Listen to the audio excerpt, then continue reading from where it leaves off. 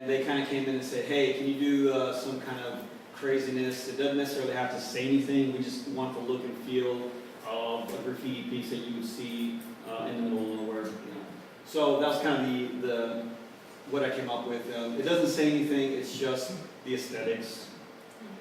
The place is it's indoor outdoor, so I had to come up with an idea that would wrap around all the walls and still make sense, and also kind of bring an architectural design element to it. That's why I kind of came up with the hard edges and no real outline, just kind of shapes. And surprisingly, I found it was a little bit easier to do because it's just shapes versus actual graffiti letters.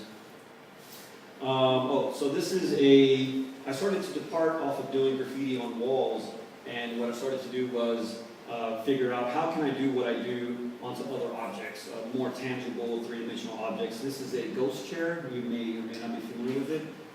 Basically, it's just a chair made out of plexi, really. And so what I decided to do is try to figure out how can I make something cool on this chair, but still have it functional.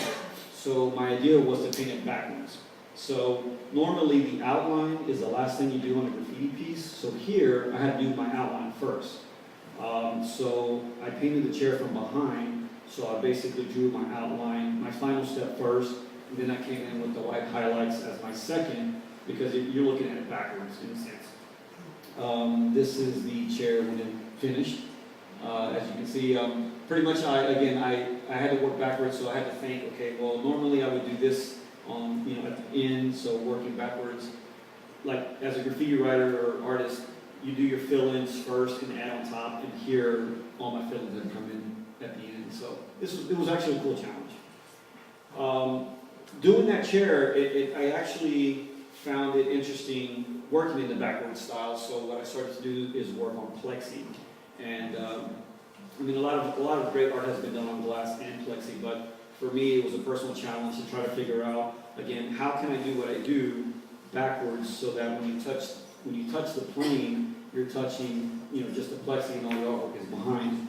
Also, the other thing I wanted to play with was the depth that could be created within one panel and then have it sitting in front of another panel. This is actually 2 layers of plexi.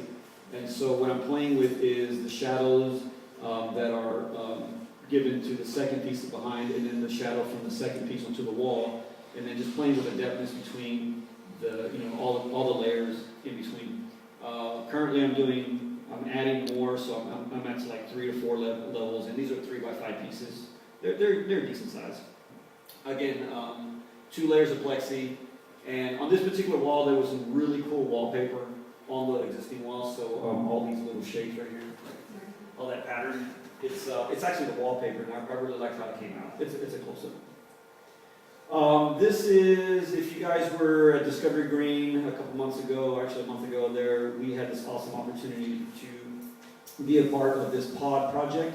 It was the public on-demand storage units. They're like 8 feet by 16 feet. Well, what they did is they turned them into public on-demand art, kind of mobile galleries.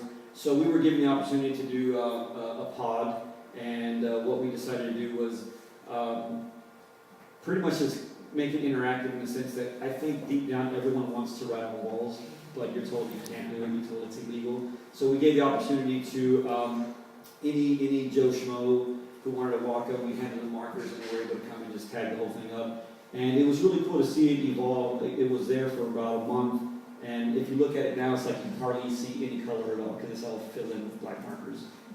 This is a detailed shot of it. We wanted to do an installation, so I got we recycle spray cans, so every time I'm done with a spray can, I keep it. It doesn't go to a landfill. It actually turns into art. So this is part of an installation. This is a recent commission that I got, oddly enough, from the city of Houston. It's funny that, oh, okay, I'm done. So here we go. Bam, bam, bam. If you have any questions, see me afterwards.